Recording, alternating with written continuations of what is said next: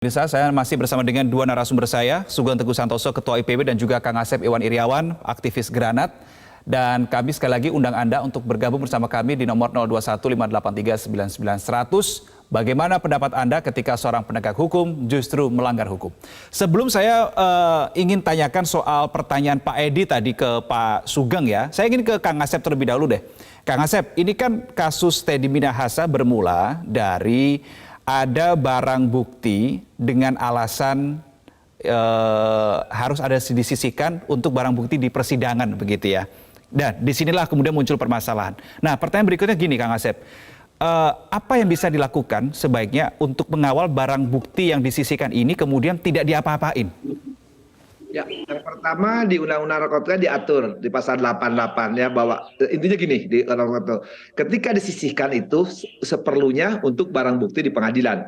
Harus ada berita acara ya, itu berita acara tembusan kepada jaksa sama ke pengadilan dan seterusnya sama BPOM. Artinya apa? Seluruh barang bukti itu ketika dimusnahkan sebagian ya, dan sebagian jadi barang bukti diketahui dan diperiksa, ada alatnya malah tentu.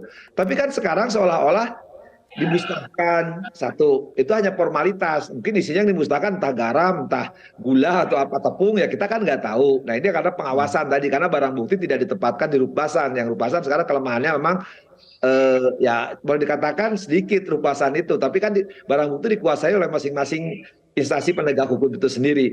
Kedua, yang disisihkan itu kan jumlahnya nggak 5 kilo gitu kan. Kalau 5 kilo ya kita ngertilah gitu kan mau diapain. Nah, yang lebih penting lagi, jaringan-jaringan ini ketika bermain dengan oknum aparat, untuk sebenarnya permainan ini kan selalu dijadikan oleh oknum aparat ini seolah-olah ya bahwa ini ada ada sesuatu yang dapat ditindaklanjuti, padahal info dari kelompok A untuk membunuh kelompok B. Tapi setelah oknum ini bermain ketika menjatuhkan kelompok B, nanti kelompok B dijatuhkan, muncullah kelompok C. Ini terus berputar. Nah, itulah yang dilakukan oleh oknum aparat, satu itu. Kedua, yang lebih penting lagi, justru ya jaringan internasional itu dari jaringan Asia Selatan, kemudian Asia Tengah, kemudian dari negara Afrika. Target utama itu adalah bagaimana mereka menguasai penegak hukum. Dan mereka berhasil, kan banyak beberapa kapolsek, malah yang mengerikan lagi kapolseknya wanita di Bandung. Kemudian juga bagaimana seorang jaksa, seorang hakim juga make kan. Bahkan lebih mengejutkan lagi, hakimnya yang make, pestanya di pengadilan, sampai saat ini nggak diproses gitu kan. Karena anak pimpinan seorang ketua muda di Mahkamah Agung. Itu yang menarik loh, yang satunya diproses, satunya enggak. Artinya apa? Bahwa jaringan ini berhasil ketika mulai dari penyidikan, penuntutan, sampai di hakim itu terkena. Kalau sudah mereka terkena, mereka dapat dan mereka kuasai, itulah keberhasilan jaringan narkotika. Artinya apa lagi? Kalau ini didiamkan, para penegak hukum masih main, dan itu tingkat mereka penentu kebijakan, sekali lagi, kebijakan menentukan arah republik ini, dan tidak bermain di arah penegakan hukum, saya pikir jangan harap republik ini akan benar gitu. Karena apa? Karena pemainnya adalah para penegak hukum. Dan ini kan tidak sekali dua kali, kan IPW kan banyak. Ini suatu ironi berarti Kang Asep sebetulnya ketika para bandar ini tujuannya adalah menguasai aparat penegak hukum ya. Saya tidak hanya katakan polisi di sini kalau tadi berdasarkan keterangan Kang Asep.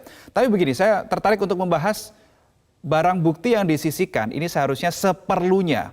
Oke, kalau kita lihat kasus yang melanda, yang berhasil diungkap oleh Polres Bukit Tinggi Mei 2022 kemarin, barang bukti akan 41,4 kg setelah dibulatkan ya, sebetulnya 41,387. Kalau dari berat itu Kang Asep, menurut Anda sebagai seorang aktivis Granat bilang seperlunya, itu seperlunya berapa yang harus disisihkan? Sampai 5 kg kah? Ya pasti graman gitu. Oh, nah, istilahnya segaris dua garis lah itu jaringan mereka. Kalau di atas 1 kilo juga gila, saya katakan gila, sekali berulang-ulang ya. Malah kiloan, kalau emang mau kilo beras gitu kan. Jadi seperlunya biasanya kan cuma dibungkus itu, kalau ada resep dokter itu kan, nah segini nah, saya kasih, pun ada contoh nih, paling segini juga. Ini kan berapa istilah mereka tuh segaris dua garis kan, tidak akan lebih. Hanya untuk contoh kok yang dibawa beginian. Jadi kalau 5 kilo, sekilo, setengah kilo, juga jadi masalah. Kalau 5 kilo dengan alasan untuk kesejahteraan tukang disangkal, artinya permainan tidak sekali dua kali, berkali-kali ya. Jadi penyisihan itu harus ada berita acaranya, ada tembusan tadi dari jaksa, hakim, BPOM, itu diketahui oleh semua. Kalau itu nggak ada, disisihkan 5 kilo, jadi terbukti itu adanya. Makanya saya bilang berkali-kali pasal 114 digunakan, terutama ayat 2-nya ya, supaya ancaman maksimal. Oke, baik. Berarti menurut Anda 5 kilo juga terlampau jauh sekali, 1 kilo pun juga patut dipertanyakan. Baik, saya ke Ya, Pak semua Sugeng. juga. Oke, baik. Iya, Saya ke Pak Sugeng. Pak Sugeng, iya. tadi ada penelpon Pak Edi dari Semarang, intinya begini. Dia percaya bahwa di polisi itu masih ada polisi-polisi yang baik, begitu ya. Di Polri masih ada polisi-polisi yang baik. Tetapi pengalaman yang dia alami adalah tidak menunjukkan realita itu. Dia melaporkan justru malah dijadikan tersangka, begitu Pak Sugeng. Apa catatan Anda pada kinerja Polri, begitu? Jadi catatan IPW pada kinerja Polri, polisi yang baik itu banyaknya di Bimas, ya, banyaknya di Bimas, ya. Nah, ini kan Bimas ini posisi kering, ya. Nah, pada posisi basah, ya, itu adalah di reserse. Ketika reserse menyebut sebagai posisi basah, ini karena satu penilaian umum yang terjadi. Karena apa? Di reserse ini kewenangannya terlalu besar untuk membuat hitam putih nasib manusia, sehingga potensi penyalahgunaan besar dan terjadi banyak penyalahgunaan kewenangan di sana. Jadi memang saya, ya, IPW itu mendapatkan laporan pengaduan masyarakat yang kecewa pada kinerja Polri itu 80% lebih, ya, bisa sampai 90% itu dari jumlah pengaduan yang masuk soal keresersean, penegakan hukum. Ini harus menjadi perhatian Pak Kapolri, ya, dan juga Presiden. Tadi dia menjadi korban, kemudian malah jadi tersangka. Itu bukan hanya 1-2, karena oknum dari reserse ini ketika sudah berpihak pada satu pihak, ya, kemudian ada uang yang besar, kekuasaan ada di tangan dia untuk jadi hitam putih nasib manusia. Ini yang selalu terjadi dan kami soroti terus-menerus, tapi perubahannya tidak tidak ada gitu. Kekecewaan masyarakat besar.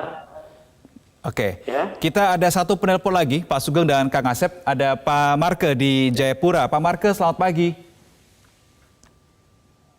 Metro Prime Time. Ya, selamat pagi Pak Marke. Pak Asep. Ya, silakan Pak Marke. Pak Sugeng, selamat pagi. Oke, pendapat saya gini soal Polri. Ya, ini ada 3 isu besar yang menjadi pandangan masyarakat. Pertama yang paling mendasar, kita tahu bersama terbongkar kasus yang penerimaan Bintara Sasi. Penerimaan Bintara Sasi sebenarnya ini sudah berlangsung sekian lama. Ya, Bintara Sasi berlangsung sekian lama, penerimaan polisi yang sebenarnya ini adalah jadi mental dasar mereka, dan ke depan akan menghasilkan pimpinan-pimpinan Polri yang tidak mencontohkan yang baik, karena begitu masuk sudah mulai dengan suap. Dulu kan ada anti suap. Nah, itu satu.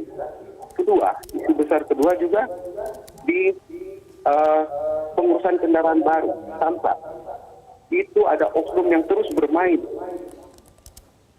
Terus bermain untuk mendapatkan keuntungan dari masyarakat. Baik. Ketiga, masalah narkoba. Narkoba, oke. Di mana-mana dipertontonkan juga hal itu. Baik. Ini juga kita tidak memungkiri ada banyak juga partisipasi Polri, hal-hal yang baik dari Polri. Tapi isu ketiga ini juga jadi lada. Oke, masih ada hal-hal yang baik, tetapi masih juga ada beberapa PR ya. Ini mungkin ranahnya Pak Sugeng. Pak Sugeng, tadi ada 3 poin disampaikan Pak Marke, suap sejak masuk, ini berarti sama dengan mencetak polisi atau pimpinan polisi masa depan yang kurang baik. Samsat ada oknum yang terus bermain, dan yang terakhir adalah narkoba. Ini PR yang tidak kunjung selesai, begitu Pak Sugeng. Tanggapan Anda? Iya, jadi begini ya, ini sudah nyata. IPW baru membongkar di awal Maret kemarin adanya percaloan dalam penerimaan Bintara Polri di Polda Jateng yang ditangkap itu sebetulnya sekitar bulan Juli 2022, tidak diekspos, tidak diproses, baru kemudian tergopoh-gopoh ketika Propam Mabes Polri menangkap di bulan tergopoh-gopoh ketika IPW bongkar, ya. Apa yang terjadi? Ini kan reformasi kultural ini kan dimulai dari hulu pada saat perekrutannya. Apa yang terjadi? Ini omongan jauh panggang dari api. Pimpinan Polda Jateng kan beredar video itu. Kita akan sikat tegas kalau bermain-main dalam proses percaloan penerimaan. Ternyata hukumannya hanya demosi. Pidananya tidak, demosinya paling tinggi 2 tahun. Apa indikasinya?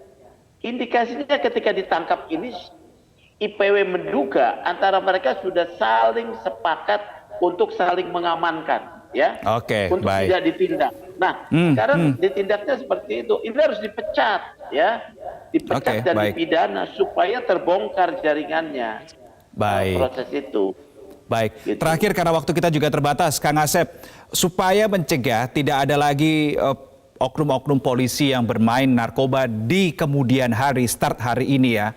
Apakah memang fungsi LSM salah satunya adalah granat mungkin, ini harus diperkuat melakukan pengawasan-pengawasan di internal kepolisian, Kang Asep, melibatkan masyarakat lah setidaknya. Ya, pengawasan tidak hanya internal, eksternal, termasuk IPW yang Pak Sugeng ini. Ya, untuk apa? Merubah mindset mereka. Reformasi tidak reformasi kultural, termasuk reformasi individual. Jadi masuk polisi itu tidak mau jadi kaya, tidak mau jadi serse, gitu kan? Tapi betul-betul melayani, gitu. Kalau jadi polisi ternyata ingin dilayani, ingin kaya, hedon, jangan jadi polisi, jadi pengusaha. Ya, nah karena perlu ada pengawasan dari IPW dan masyarakat sekitar untuk berani melaporkan. Sebaliknya, ketika berani melaporkan, jangan dilaporkan pencemaran nama baik, gitu. Iya betul, Kang Asep. Kenyang dilaporin pencemaran nama baik. Ya. Baik. Terima kasih Kang Asep Iwan Iriawan, aktivis Granat, dan juga Pak Sugeng Teguh Santoso, Ketua Indonesia Police Watch, sudah bergabung bersama kami di Metro Pagi Prime Time, berbagai sudut pandang, dan juga saya ucapkan terima kasih kepada seluruh penelpon yang sudah bergabung bersama kami di Metro Pagi Prime Time.